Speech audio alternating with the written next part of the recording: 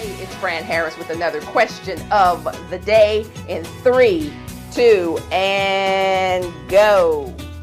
Hey, it's Fran Harris with a question that I saw on Facebook recently. Someone wanted to know, if you have children and they're grown children, how often do you communicate with your children? And should you call them or should you expect them to call you? And I actually posted on that. I commented on that because I thought it was an interesting question. And what I said was, for my kids, when I think about them, I reach out to them, whether it's a call or a text or an email. I do it. I don't keep score.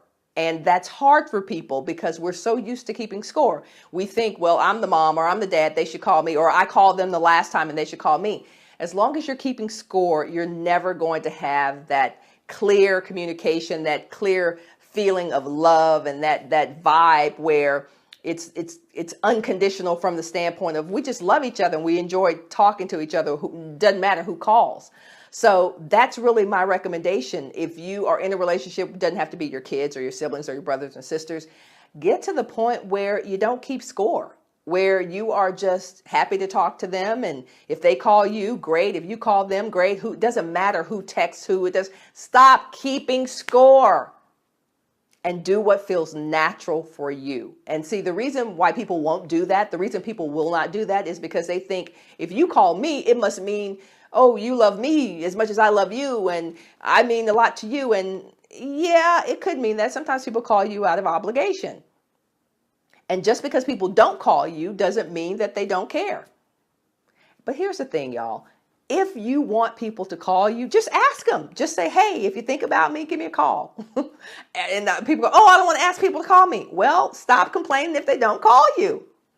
Instead of doing any of that, what I do is I call people when I think about it. I do that 2 or 3, 10 times a week. If I thought about you, I called you. Doesn't matter who called me last.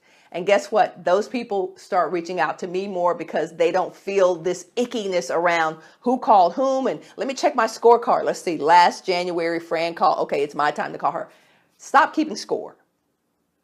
Do the thing that fills your heart. Do the thing that makes your heart sing. And if it means you're doing all the calling and texting, so be it. Give without the expectation of receiving. And watch how you change the relationship. I've always believed that the way I behave in relationships can change and transform those relationships. And hopefully that works for you as well. Until next time, go out there and make your move, make your mark, and make your difference. Talk to you soon.